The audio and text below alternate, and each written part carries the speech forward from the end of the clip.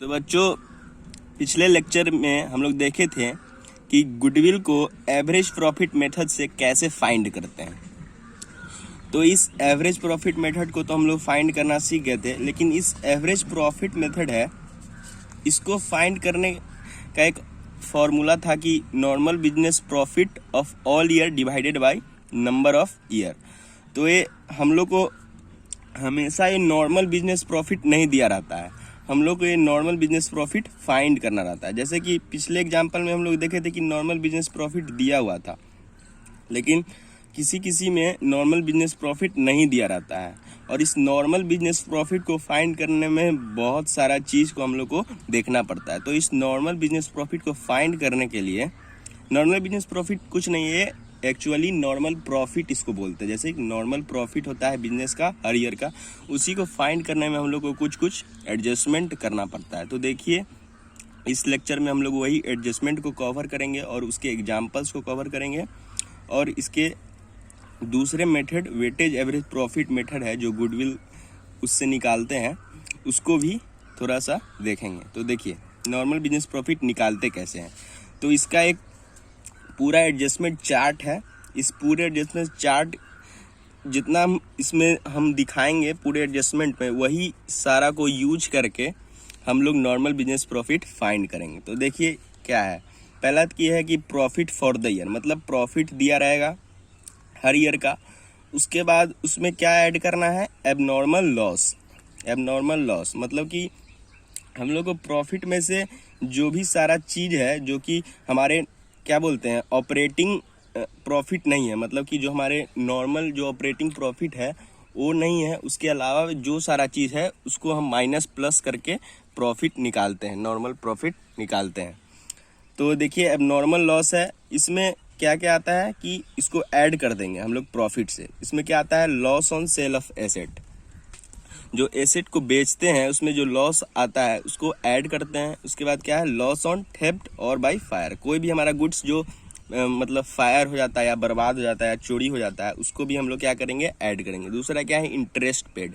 Interest paid क्या करते हैं, जैसे कोई भी इन्वेस्टमेंट हुआ उसमें जो हम इंटरेस्ट पेड करते हैं, ये तो हमारा नॉर्मल खर्चा या नॉर्मल प्रॉफिट में से नॉर्मल खर्चा नहीं हुआ, ये हमारा ऑपरेट मतलब क्या बोलते हैं, ये हमारा कभी कभी होने वाला खर्चा है, मतलब कभी कभी होने वाला खर्चा है, इसलिए इसको नॉर्मल प्रॉफिट्स में ऐड करेंगे। दूसरा क्या है, डिविडेंड पेड, जैसे किसी को पार्टनर को या कोई भी इक्विटी शेयर होल्डर को हम लोग डिविडेंड, या कोई भी आदमी जो पैसा लगाया रहता है हमारे कंपनी में, उसको डिविडेंड देते हैं ईयर बाय ईयर।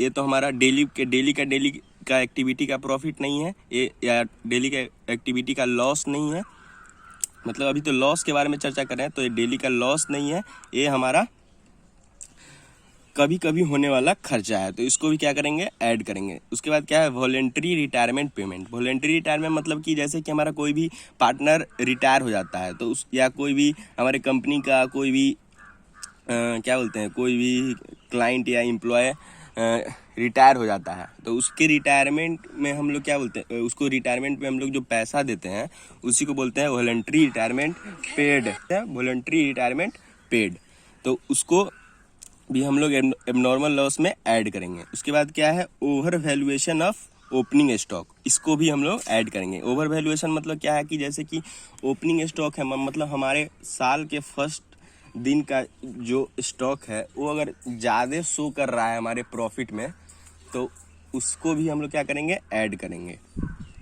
उसके बाद under valuation of closing stock, ये हमारे साल का जो अंत का जो स्टॉक है वो अगर अंडर वैल्यू हो गया, मतलब कम शो हुआ है, तो उसको भी क्या करेंगे, ऐड करेंगे। उसके बाद क्या है, capital expenditure treated as revenue expenditure, मतलब जो भी हमारा कैपिटल खर्चा है, कैपिटल खर्चा मतलब क्या है, जिससे हमारा एसेट इंक्रीज होता है या डिक्रीज होता है, तो ये हमारा कैपिटल खर्चा हुआ है। रेवेन्यू खर्चा क्या होता है, जिससे हमारा एसेट ना तो एसेट बढ़ता है ना एसेट डिक्रीज होता है, हमारा रेवेन्यू आइटम है, उसी को बोलते हैं रेवेन्यू आइटम। तो जब कैपिटल एक्सपेंडिचर को हम लोग रेवेन्यू एक्सपेंडिचर में ट्रीट करते हैं, जैसा कि मान लीजिए कि एक मशीन है, उसको हम लोग ट्रीट कर दिए हैं ट्रेवलिंग एक्सपेंस में, तो ये कैपिटल एक्सपेंडिचर को क्या कर दिए हम लोग, रेवेन्यू एक्सपेंडिचर से ट्रीट कर दिए, मतलब उसको रेवेन्यू में हम लोग ऐड कर देते हैं। हमारा गलती हुआ तो उसको हम लोग ऐड कर देते हैं। उसके बाद क्या है, उसके बाद देखिए, उसके बाद है क्या है, एबनॉर्मल गेन्स।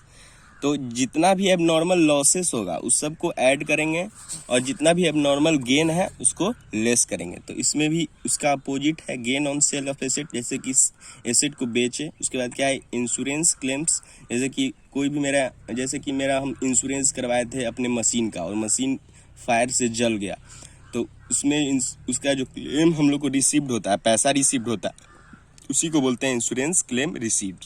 उसके बाद क्या है, अर्थक्वेक सेटलमेंट, जैसे अर्थक्वेक के कारण हमारा कोई भी गुड्स या कुछ भी डिस्ट्रॉय हो गया तो उसके बदले पैसा मिलता है। उसके बाद और भी कोई क्लेम्स या डिविडेंट रिसीव्ड, मतलब हम लोग को किसी में हम अपने पार्टनरशिप बिजनेस का शेयर दूसरे में लगाए हैं, तो उसके बदले हम लोग को डिविडेंड मिलता है, तो उसमें भी हम लोग को पैसा मिलता है, तो उसको भी लेस कर देंगे। उसके बाद इंटरेस्ट रिसीव्ड, कोई भी इन्वेस्टमेंट किया है उसके बदले इंटरेस्ट मिलता है, उसको क्या बोलते हैं, या कोई लोन दिया रहता है उसके बदले इंटरेस्ट मिलता है, उसको रिसीव्ड को भी हम लोग क्या करते हैं, माइनस कर देते हैं। उसके बाद क्या है, under valuation of opening stock, मतलब अगर ओपनिंग स्टॉक हम लोग का कम दिखाया गया है तो उसको भी लेस कर देंगे।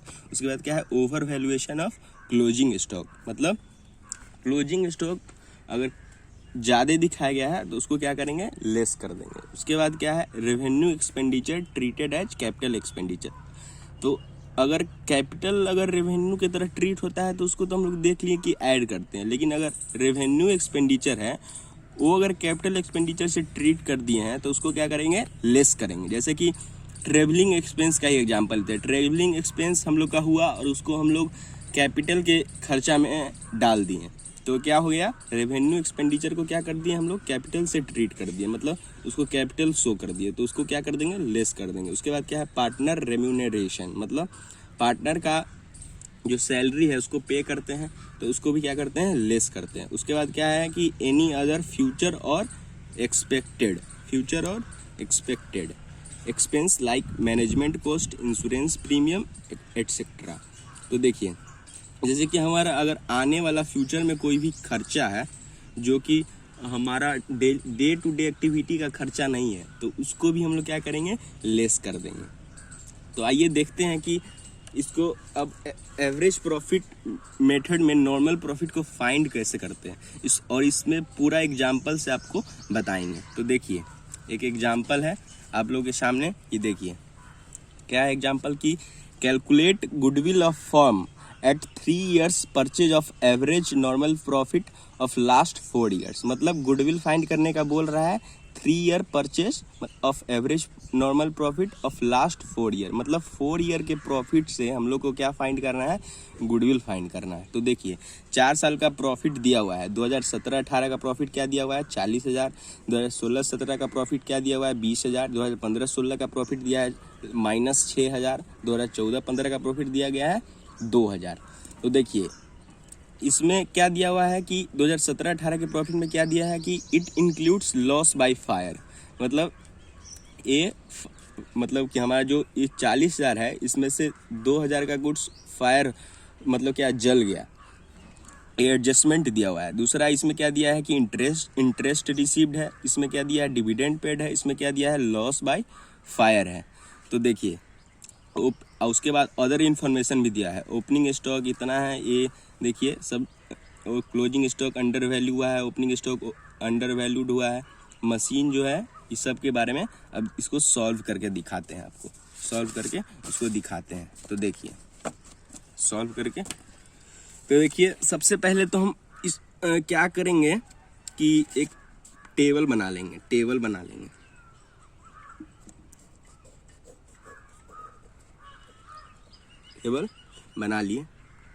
तो एक टेबल बना लेंगे।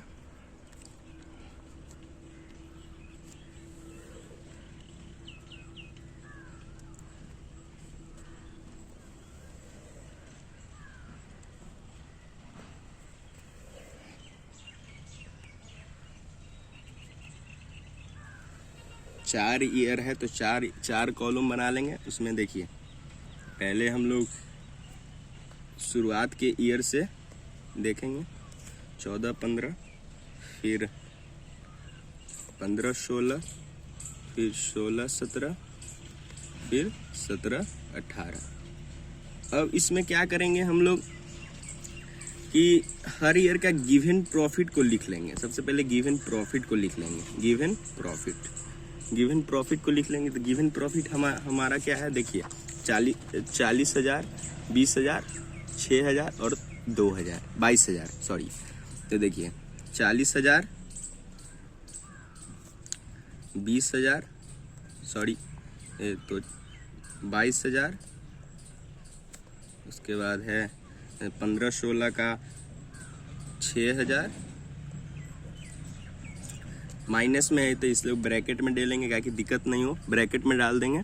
तो वह 16-17 का है 20,000 और 17-18 का कितना है 40,000। 17-18 का कितना है 40,000। अब हम लोग क्या करेंगे कि सबसे पहले एडजस्टमेंट को देखेंगे, तो देखिए एडजस्टमेंट को देखने के लिए क्या करेंगे, सबसे पहले नीचे से स्टार्ट करेंगे जो कि शुरुआत ईयर है 14-15। तो इसका एडजस्टमेंट क्या है, it included loss by theft 1,000, loss by theft 1,000। तो ये क्या है, एबनॉर्मल लॉस है। तो देखिए इसको ऐड यहाँ पे साइन दे देंगे, एबनॉर्मल लॉसेज। और 21 ईयर का एबनॉर्मल लॉस है 2014-15 का 1,000 है एबनॉर्मल लॉसेस। 14-15 में हम लोग क्या करेंगे, 1,000 को ऐड करके ऐसे लिख लेंगे, ठीक। उसके बाद क्या है, अगला एडजस्टमेंट देखेंगे 2015-16 का, it included dividend paid 5,000। Dividend हम लोग क्या किए, पेड कर दिए। तो ये हमारा क्या है, एबनॉर्मल खर्चा है, एबनॉर्मल, ये भी लॉस हुआ, एबनॉर्मल लॉस हुआ। ये डिविडेंड पेड कितना है, डिविडेंड कितना दिया हुआ है 5,000 दिया है, तो इसको लिख लेंगे 5,000। उसके बाद क्या है, उसके बाद है कि it includes interest received 3,000 interest received हुआ। तो हमारा क्या है, एबनॉर्मल गेन है, तो एबनॉर्मल गेन है तो इसको लेस करेंगे, एबनॉर्मल गेन। तो इसको क्या करेंगे, हम लोग लेस कर देंगे। तो ये किस ईयर का है, ये है आपका 2016 और 17 का 3,000। 16-17 में क्या करेंगे, 3,000 को लेस कर देंगे। उसके बाद क्या है 2017-18, it includes loss by fire. तो ये भी हमारा क्या है, एबनॉर्मल लॉसेज है, एबनॉर्मल लॉसेज ही है। तो इसको क्या करेंगे, लिख लेंगे 17-18 में 2,000, ये भी ऐड होगा। उसके बाद हम लोग आएंगे अदर इंफॉर्मेशन पे। अदर इंफॉर्मेशन क्या है, opening stock of 2015 and 16 is under valued bye 3,000। तो आइए अब इसको समझते हैं।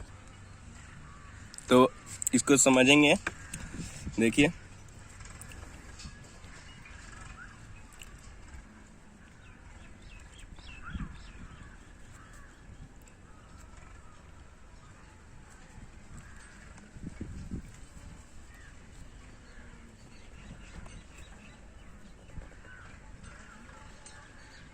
तो देखिए ये सॉरी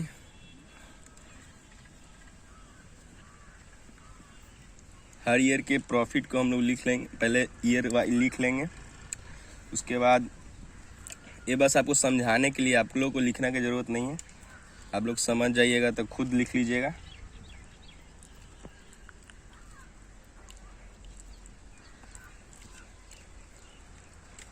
तो देखिए इसमें क्या बोला है कि opening stock of 2015-16 is under valued bye 3,000।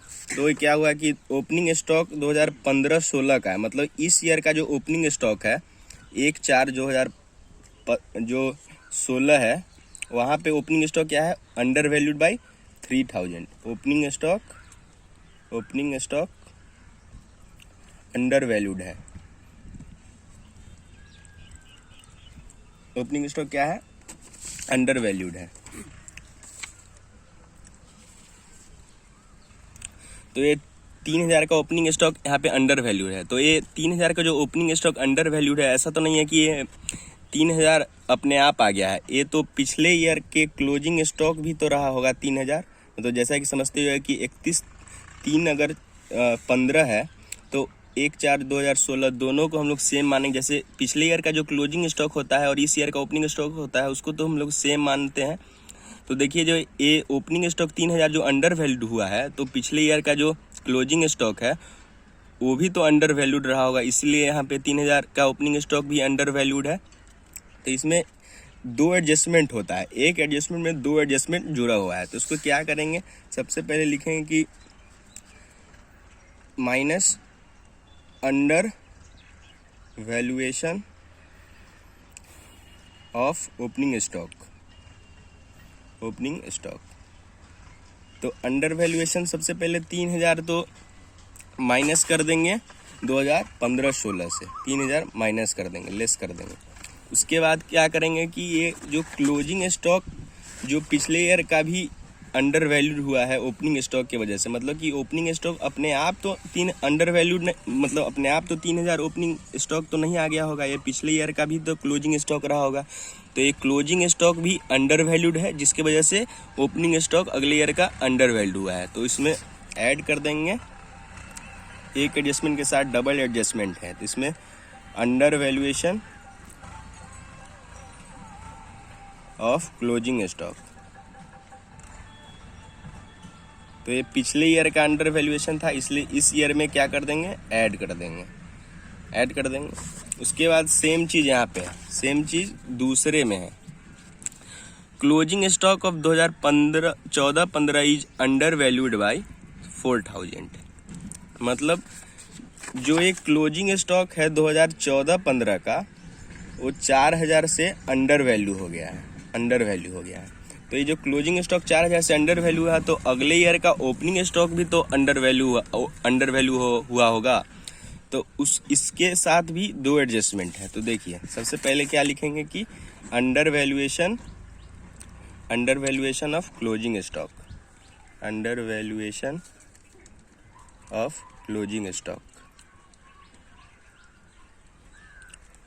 4000 यहाँ लिख लेंगे। उसके बाद लेस करेंगे under valuation of opening stock. तो ये पिछले ईयर का क्लोजिंग स्टॉक अंडर वैल्यू था, तो अगले ईयर का ओपनिंग स्टॉक भी अंडर वैल्यूड होगा। तो इससे लेस कर देंगे 4000 लेस कर देंगे। तो ये तो एडजस्टमेंट समझ गए आप, ये दोनों की एक एडजस्टमेंट के साथ डबल है। अगर पिछले ईयर का क्लोजिंग स्टॉक अंडर वैल्यू हुआ होगा, तो अगले ईयर का ओपनिंग स्टॉक भी अंडर वैल्यू हुआ। अगर पिछले ईयर का ओपनिंग स्टॉक अंडर वैल्यूड है, मतलब हाँ अंडर वैल्यूड है, तो पिछले ईयर का क्लोजिंग स्टॉक भी अंडर वैल्यूड होगा। तो देखिए यही चीज़ यहाँ पे है कि 3000 को हम लोग डबल एडजस्टमेंट किए हैं। 15-16 का ओपनिंग स्टॉक अंडर वैल्यू था, तो पिछले ईयर का क्लोजिंग स्टॉक भी अंडर वैल्यू था। और पिछले ईयर अगर इस ईयर का क्लोजिंग स्टॉक अंडर वैल्यू है, तो अगले ईयर का ओपनिंग स्टॉक भी अंडर वैल्यूड होगा। उसके बाद क्या है कि अ मशीन इज परचेज्ड ऑन 1 जुलाई 2015। 1 जुलाई 2015 को मशीन एक परचेज हुआ था, जो कि ट्रीट हो गया है 50,000 का, ट्रीटेड एज रेवेन्यू एक्सपेंडिचर, जिसपे डिप्रिसिएशन भी चार्ज हुआ है 10% बाई SLM मेथड। तो ये जो मशीन जो परचेज हुआ है 1 जुलाई 2015 को 50,000 का, उसको रेवेन्यू एक्सपेंडिचर में हम लोग ट्रीट कर दिए। तो हम लोग देखे थे एडजस्टमेंट जब का पूरा चार्ट दिखाए थे उस टाइम, तो उसमें क्या था कि जो भी कैपिटल एक्सपेंडिचर है, मशीन क्या है, कैपिटल एक्सपेंडिचर है, हमारा एसेट है, उसको हम लोग रेवेन्यू एक्सपेंडिचर में डेबिट कर दिए। तो इसको हम लोग क्या करेंगे, ऐड करेंगे। तो देखिए ये जो 1 जुलाई को, यहाँ पे 1 जुलाई है, 1 जुलाई को जो मशीन परचेज हुआ था 50,000 का, उसको रेवेन्यू कर दिए हैं। और इस पे डिप्रिसिएशन चार्ज हुआ है पहले इतना मंथ का, मतलब 9 मंथ का डिप्रिसिएशन जो है जुलाई से लेके मार्च तक, उसको डिप्रिसिएशन को हर ईयर हम लोग क्या करेंगे, लेस करेंगे हर ईयर। जैसे कि 9 मंथ का कितना आएगा, 3750, और इस ईयर में फिर 10,000 मतलब 50,000 का 10% 5,000, फिर इसका 10% 5,000। तो देखिए इसको क्या करेंगे हम लोग, पहले तो मशीनरी को क्या करेंगे, लिखेंगे यहाँ पे कैपिटल ट्रीटेड एज रेवेन्यू। तो इसको क्या करेंगे 2015-16 से ऐड कर देंगे। ऐड करने के बाद क्या करेंगे, डिप्रिशिएशन चार्ज करेंगे, इस पे डिप्रिशिएशन को लेस करेंगे प्रॉफिट से। तो 3750 9 मंथ का, उसके बाद पूरे 12 मंथ का 5,000, 50,000 का 10%, उसके बाद 5,000। अब ये जो निकल के आएगा हमारा, वो हमारा क्या होगा, नॉर्मल प्रॉफिट होगा। Normal profit. तो देखिए नॉर्मल प्रॉफिट, अब इसको हम लोग क्या करेंगे, ये पूरे को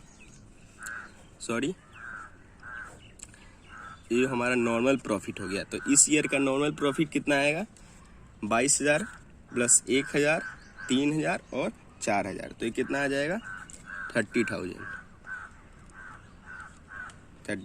उसके बाद इसको माइनस प्लस करेंगे तो ये -6,000, -3,000 और -4,000। तो ये तो लेस जा रहा है। फिर उसके बाद ये 50,000 ऐड करेंगे, तो ये इसको करने के बाद आता है आपको 38,250। उसके बाद फिर इसका निकालेंगे 20,000 प्लस 5,000 माइनस 3,000। तो आपको कितना आ जाएगा, 12,000।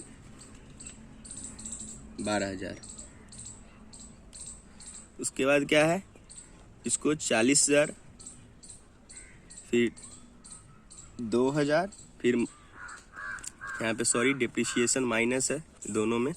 उसके बाद ये क्या करेंगे, माइनस, उसके बाद क्या आ जाएगा 37,000। तो ये हमारा क्या निकल गया, नॉर्मल प्रॉफिट निकल गया। अब आगे क्वेश्चन क्या कह रहा है कि हमको क्या निकालना है, एवरेज प्रॉफिट। तो एवरेज प्रॉफिट कितना आ गया हमारे, एवरेज प्रॉफिट टोटल 30,000।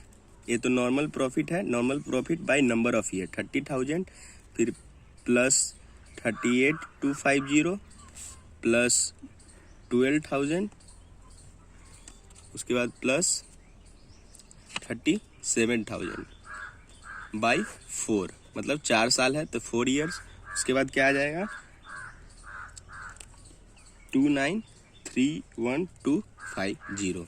ये हमारा एवरेज प्रॉफिट निकल गया। नॉर्मल प्रॉफिट हम लोग ये पूरे टेबल से निकाले हैं, normal profit by total years. उसके बाद क्या निकालेंगे, गुडविल निकालने के लिए देखिए एवरेज प्रॉफिट इंटू NYP, मतलब नंबर ऑफ ईयर परचेज। तो एवरेज प्रॉफिट कितना है, 29,31250 इंटू हमारा कितना है, हमारा नंबर ऑफ ईयर परचेज कितना दिया हुआ है 3। तो इसको 3 से मल्टीप्लाई कर देंगे। उसके बाद क्या निकल के आ जाएगा, 87,93750। तो ऐसे पूरे टेबल से करके हम लोग क्या निकाल देंगे, गुडविल ऐसे निकाल देंगे। उसके बाद अगला क्वेश्चन है कि Divya purchase Jyoti business with effect from 1 April 2019। Profit shown by Jyotish business for the last 3 financial years where 2016-17 1 lakh, 2017-18 1,25,000, 2018-19 1,12,500। इसमें इंक्लूडिंग है एबनॉर्मल गेन 12,500।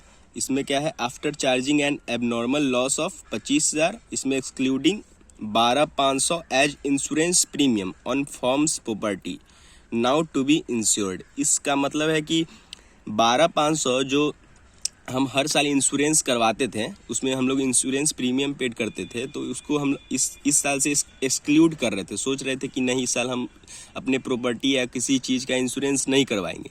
लेकिन फिर आगे का लाइन क्या बोला कि नाउ टू बी इंश्योर्ड। फिर हम लोग क्या सोचे कि नहीं, हम इसको इंश्योरेंस करवाएंगे। तो इसका उतना इसको घुमाने के लिए क्वेश्चन दिया हुआ है, लेकिन है इसका सेम ही मतलब कि हम लोग को इंश्योरेंस प्रीमियम 12,500 पेड करना है। उसके बाद क्या है, calculate value of firms goodwill on the basis of 2 year purchase of average profit of last 3 years. इस 3 ईयर के प्रॉफिट से हम लोग क्या निकालना है, एवरेज प्रॉफिट मेथड निकालना है।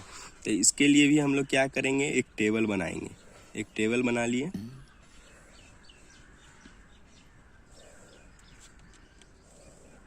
इसमें हम लोग को गिवन प्रॉफिट पहले लिख लेंगे।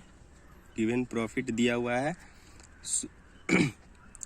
16-17 का, फिर 17-18, फिर 18-19 का, 1,25,000, फिर 1,12,500, 1,12,500। उसके बाद क्या बोल रहा है कि इंक्लूडिंग एबनॉर्मल गेन ऑफ 12,500, तो इसमें ऐड कर देंगे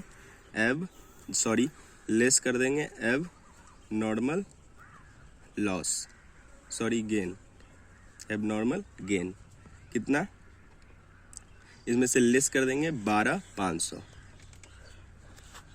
उसके बाद क्या है, 2017-18 का एडजस्टमेंट की after charging and abnormal loss of 25,000, abnormal loss आया है तो 25,000 का है, तो इसमें क्या करेंगे, ऐड एबनॉर्मल लॉस आया है तो इसको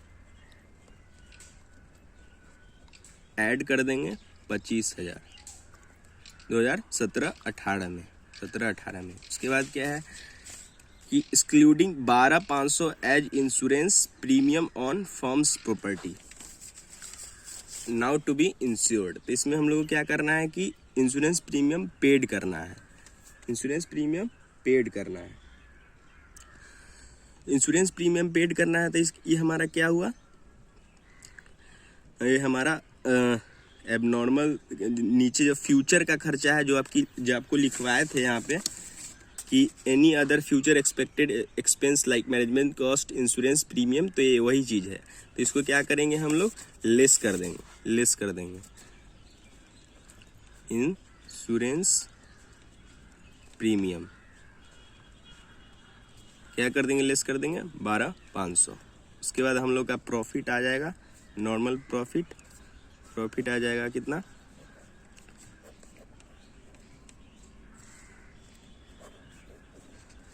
8,7,500, फिर 1,50,000, फिर 1,00,000। उसके बाद क्या करेंगे, एवरेज प्रॉफिट निकालेंगे। एवरेज प्रॉफिट 8,750 प्लस 1,50,000 प्लस 1,00,000, उसके बाद डिवाइडेड बाई 3, तो कितना आ जाएगा, 3,3750 डिवाइडेड बाई 3 इक्वल टू 1,12,500 आ जाएगा। उसके बाद क्या है, गुडविल निकालना है। गुडविल है average profit into NYP, number of year purchase. Number of, आप हम यहाँ पे सॉल्व करने के लिए NYP लिख दे रहे हैं, लेकिन आप लोग एग्जाम में नहीं लिखेगा, एग्जाम में आप लोग पूरा लिखिएगा number of year purchase. Number of year purchase कितना दिया हुआ है यहाँ पे, नंबर ऑफ ईयर पर on the 2 years of purchase, 2 year दिया हुआ है, तो इसको मल्टीप्लाई कर देंगे 1,12,500 को 2 से, तो कितना आ जाएगा, 2,25,000। तो ऐसे करके हम लोग क्या करेंगे, फाइंड कर लेंगे एवरेज प्रॉफिट मेथड। तब अब गुडविल निकालना सिखाएंगे आपको दूसरे मेथड से। दूसरे मेथड का क्या नाम है, weighted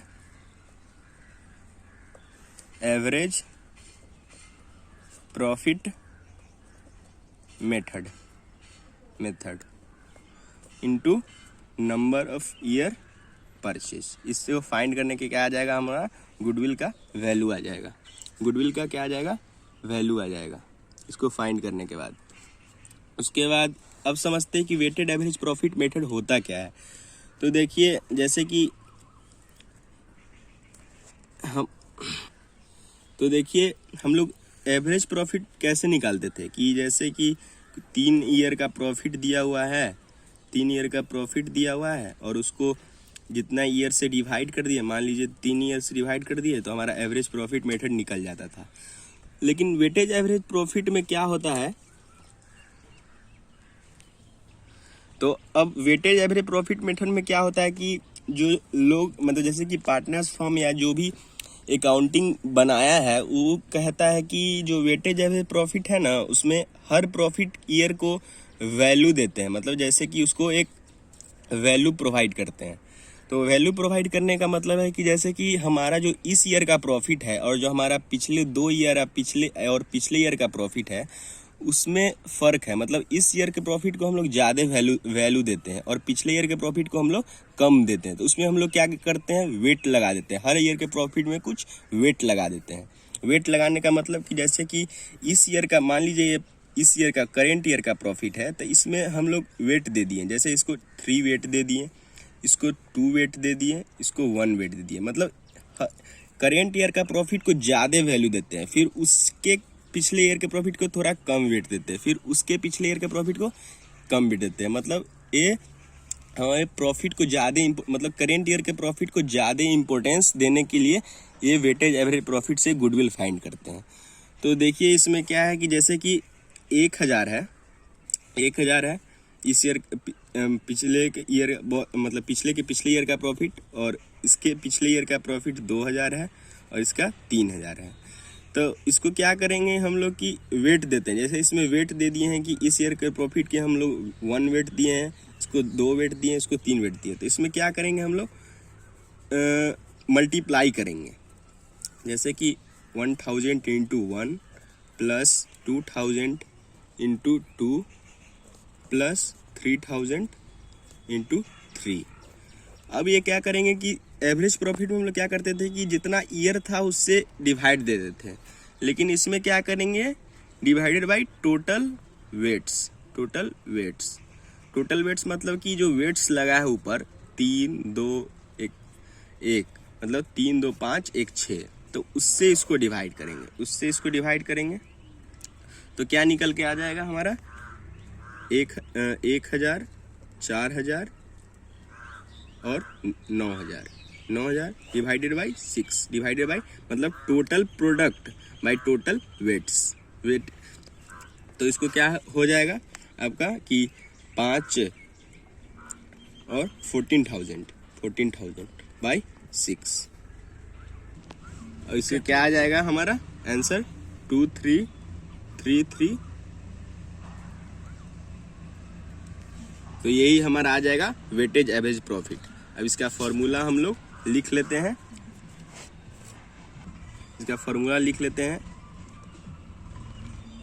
weighted average profit equal to total product by total weights.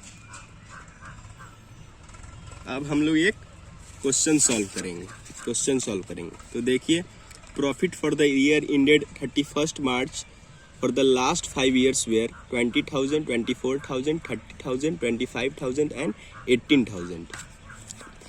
Calculate value of goodwill on the basis of 3 year purchase of weightage average profit after assigning weights. मतलब इस पे वेट्स लगाया गया है 1 2 3 4 and 5 respectively to the profit for the year ended 31 March 2015, 31 March 2016, 31 March 2017 and 31 March 2018 और 19। मतलब इसको respectively wait दिया गया, जैसे कि 15 पे दिया गया है 1, 16 पे दिया गया है 2, 17 पे दिया गया है 3, 18 पे दिया गया है 4 और 2019 पे दिया गया है 5। तो इसको सॉल्व हम लोग करते हैं। तो देखिए सबसे पहले प्रॉफिट हर ईयर का कितना है 20,000 प्लस 20,000 और इस पे वेट ये 2015 का प्रॉफिट दिया गया है, तो 20,000 पे वेट कितना गया है 1। उसके बाद प्लस 2016 का प्रॉफिट कितना दिया गया है 24,000, इस पे वेट कितना गया है 2, तो इस पे 24,000 इंटू 2 प्लस फिर 2017 पे कितना गया है 30,000, इस पे कितना वेट दिया गया है 30,000 इंटू 3, ये टोटल प्रोडक्ट इसी को बोलते हैं, ये पूरा जो लिख रहे हैं टोटल प्रोडक्ट। उसके बाद 2018 का प्रॉफिट कितना है 25,000, इस पे कितना वेट है 4, तो 25,000 इंटू 4 प्लस 19 का कितना है 18,000, इस पे कितना है 5, 18,000 इंटू 5 बाई कितना वेट है 1 2 3 4 5, मतलब 5 4 3 2 1, तो कितना हो गया 5 और 4 9 9 3 12 12 14 1 15 बाई टोटल वेट्स 15। अब इसमें क्या फाइंड करेंगे हम लोग, वेटेज एवरेज प्रॉफिट पहले निकालेंगे, उसके बाद गुडविल फाइंड करेंगे। यहाँ पे लिख लेते हैं क्या आप लोगों को क्लियर हो जाए। Weighted average profit equal to, उसके बाद क्या निकल के आ जाएगा 3,48,000 बाई 15, तो आ जाएगा 23,200। तो ये हमारा क्या निकल गया वेटेज एवरेज प्रॉफिट। अब क्या क्वेश्चन में बोल रहा है, क्वेश्चन में बोल रहा है कि आपको क्या फाइंड करना है goodwill on the basis of 3 year purchase. तो देखिए goodwill equal to weighted average profit into NYP।